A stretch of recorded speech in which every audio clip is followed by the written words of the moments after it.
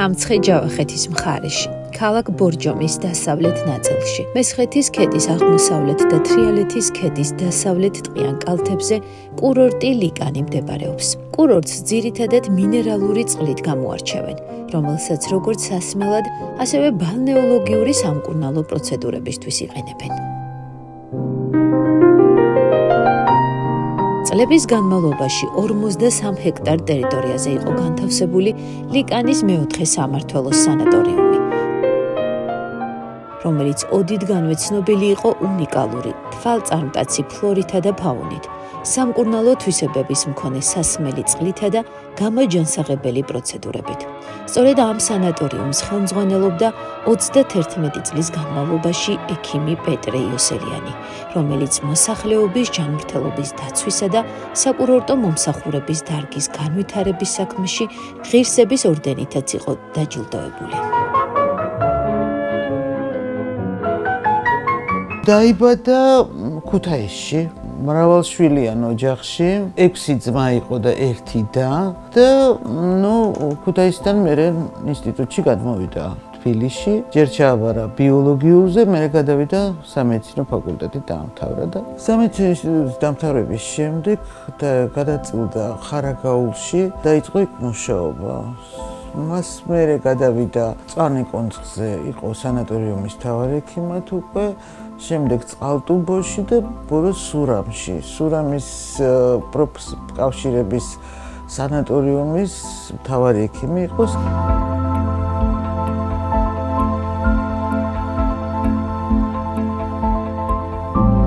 ჯანმრთელობის სამინისტროში იყო ესეთი განყოფილება მეოთხე სამმართველო, რომელიც შეიქმნა საქართველოში 57 წელს. ჰქონდა რამოდენიმე სანატორიუმი, დასასვენებელი სახლი, ჰქონდა გამაჯანსაღებელი და სამკურნალო დაწესებულება თბილისში და ერთ-ერთი ხელმძღვანელი იყო მამა წლების განმავლობაში, 62 წლიდან 98 წლამდე. თვითონ ადგილი იყო საოცრად ლამაზი, მერე მოწესრიგებული, ერთ-ერთი ულამაზესი ადგილი იყო, არაჩვეულებრივი ტყე.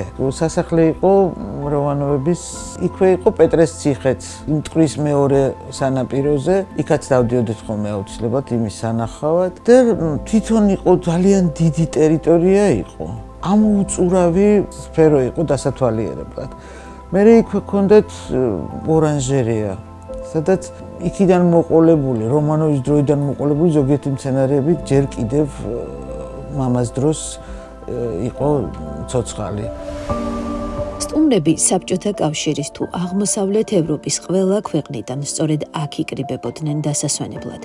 ოჯახის წევრებთან და მეგობრებთან ერთად სასიამოვნო დროის გასატარებლად და, რა თქმა უნდა, იმ სიკეთის მისაღებად, რომელსაც სანატორიუმი ბორჯომის წყლის სამკურნალო ეფექტზე დაფუძნებული გამაჯანსაღებელი პროცედურების სახით სთავაზობდა დამსვენებელს. არანაკლებ საინტერესო იყო სანატორიუმში ჩასულთათვის რომანოვების ცნობილი საზაფხულო რეზიდენციის დათვალიერება, რომელიც სწორედ ამ ტერიტორიაზე მდებარეობს. ძალიან საინტერესო ცხოვრობდით და ვისვენებდით. მთელი ბავშვობა ფაქტიურად იქაა გატარებული და ახალგაზრდობაც. გარდა ლიკანისა იქ ბაკურიანის ფილიალიც ჰქონდათ. ისიც ყველაზე ლამაზი ადგილია ბაკურიანში და ყველაზე კარგი. იქაც იგივე ხდებოდა. ისვენებდნენ თან საინტერესო ხალხი ძალიან. ბევრი რამ გააკეთა თვითონ მამამ. ძალიან ბევრი სამკურნალო კორპუსი თავიდან აშენებინა ლიკანში, წყალი გამოიყვანეს ლიკანი. ჩემ ბავშვობაში მახსოვს ბორჯომის წყალი ამოქონდათ ქვევიდან, ბორჯომ პარკიდან. მერე მამამ გოცირიძე იყო ესეთი მეტროს მშენებლობის ხელმძღვანელი, რომლის დახმარებითაც გაიყვანა ეს, ჯერ მოიძიეს გეოლოგების საშუალებით ეს წყალი, შემდეგ გაიყვანეს ეს წყალი მოიყვანეს სანატორიუმამდე და იქვე გაკეთდა ეს წყარო. ჯერ ესეთი ჩამოდიოდნენ და იქვე ჰქონდათ წყალი და ძალიან კარგი სამკურნალო თვისებების წყალი იყო და უზარმაზარი სამკურნალო კორპუსი იყო, სადაც კარგი ექიმები მუშაობდნენ, საკმაოდ კარგი და უჭნაწავის პრობლემებს ძალიან კარგად მკურნალობდნენ ყველა დამსვენებლები. მერე იყო კინოთეატრი იყო ძალიან კარგი. ყოველ დღე რაღაც საინტერესო ფილმებს უშვებდნენ. ბავშვებიც კარგად ერთობოდნენ, ძალიან კარგი დასასვენებელი სახლი იყო და ყველაფერი იყო მართლა მაღალ დონეზე მოწყობილი.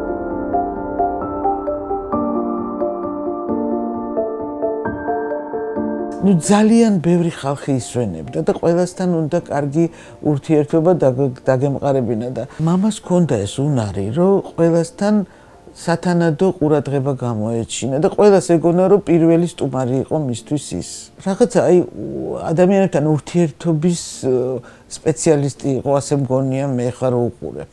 და მამას ეს თანდაყოლილი ჰქონდა და საოცარ ურთიერთობებს ამყარებდა ყველა დამსვენებელთან. შემიძლია ვთქვა, რომ სულ ყველას თავისი წილი პეტრე ყავდა იმ სანატორიუმში. ლიკანის სანატორიუმის მთავარმა ექიმმა პეტრე იოსელიანმა შეძლო და მისი ხელმძღვანელობის დროს ააშენა არაჩვეულებრივი პოლიკლინიკა, აგარაკები, კლუბი, სასადილო, მეტიც. ცნობილი ექიმი საქმისათვის თავგადაკლული გახდა და კურორტის განვითარებაზე მუდმივად ზრუნავდა.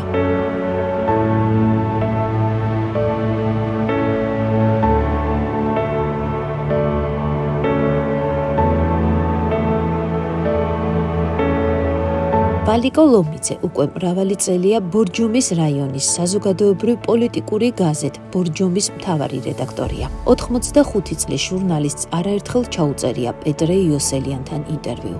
საბოლოოდ კი მათი ურთიერთობა მეგობრობაშიც გადაიზარდა.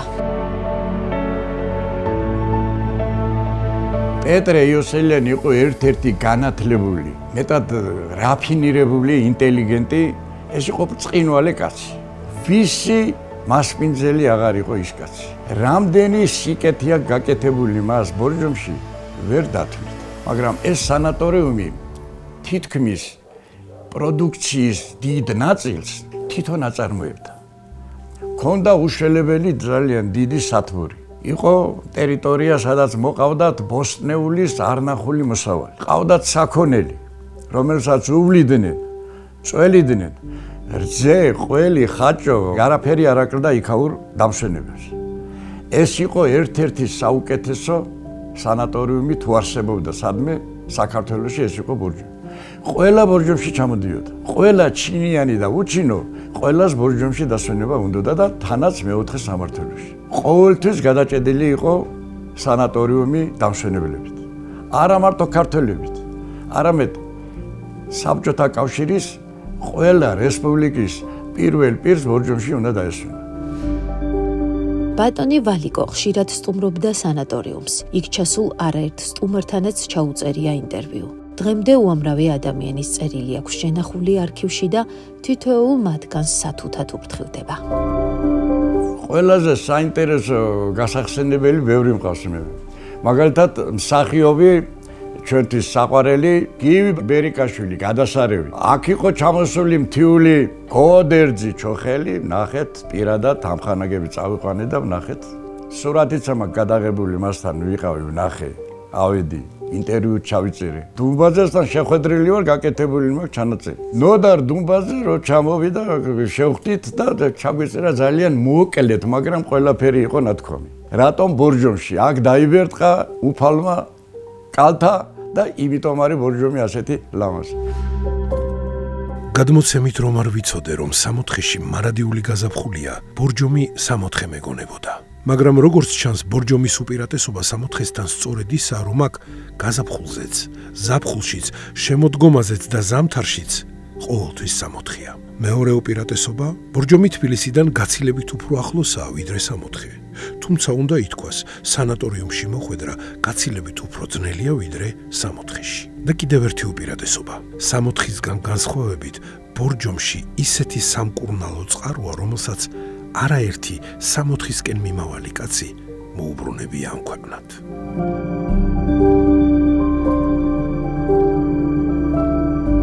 ძნელია ლიკანის სანატორიუმის განვითარებაში პეტრე იოსელიანის წვლილის გადაფასება. კურორტის დიდი მოამაგე და ღვაწლმოსილი ექიმი მუდმივად ცდილობდა დამსვენებლებისთვის სასიამოვნო მყუდრო გარემო შეექმნა და ამ მიწიერი სამოთხის ადგილას სულის ნავსაყუდელით შექმნა. 1997 წელს მან მეოთხე სამმართველოს სანატორიუმის ტერიტორიაზე ეკლესია ააშენა, რომელიც მეუფე სერაფიმემ თავად მოხატა და უწმინდესმა და უნეტარესმა ილია მეორემ აკურთხა.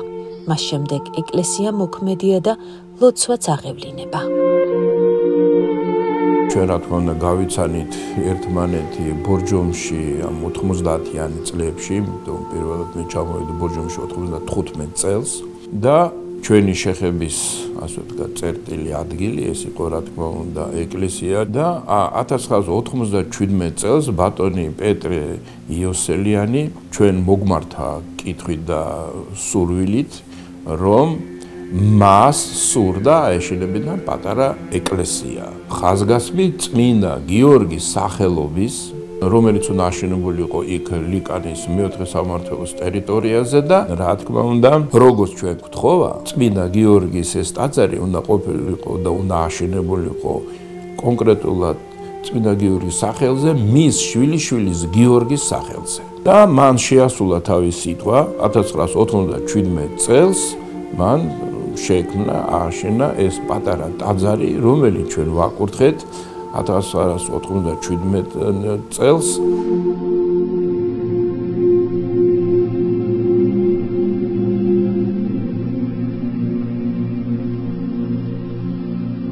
თანამშრომლებთან როგორც ჩვენ ხედავდით საკმაოდ მკაცრი ამავდროულად მომთხოვნი ამავდროულად ძალიან თბილი ადამიანი იყო ძალიან ხშირად ამოდა სიტყვა ბიზიკო რამე თუ არ რა ქვია დამატებდა ხოლმე ბიზიკო და ჩვენ გვეღიმებოდა იმიტომ რომ ვიცოდითო თუ თქვა ბიზიკო ესე იგი რაღაცა ამითი გვეფერებოდა რა თქმა უნდა ის უფროსი თაობის წარმომადგენელი იყო ჩვენ ახალგაზრდა სასულიერო პირები ვიყავით ტაძარში იმყოფებოდა მოილოცა ჩვენმა პატრიარქმა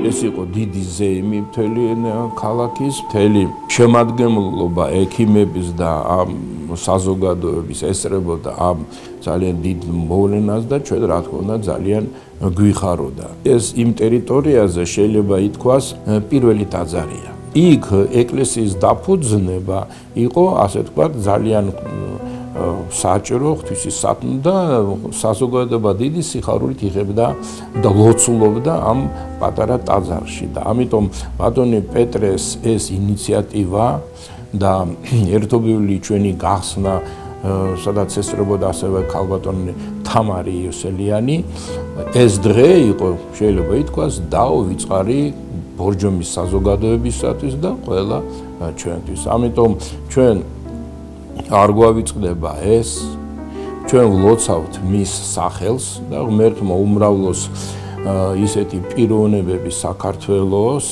და ქართველ ხალხს როგორიც იყო ბატონი პეტრე იოსელიანი პეტრე იოსელიანი ეს იყო ადამიანი, რომლის სახელით სამუდამოდ დარჩება საქართველოს მედიცინის ისტორიას, რომელმაც აღადგინა და ახალი სიცოცხლე შესძინა ლიკანის მეოთხე სამმართველოს სანატორიუმს. იქ გატარებული დღეები კი ნამდვილ დღესასწაულად უქცია თითოეულ იმ ადამიანს, ვისთვისაც ეს სანატორიუმი გაცილებით მეტი იყო, ვიდრე უბრალოდ დასასვენებელი ადგილი.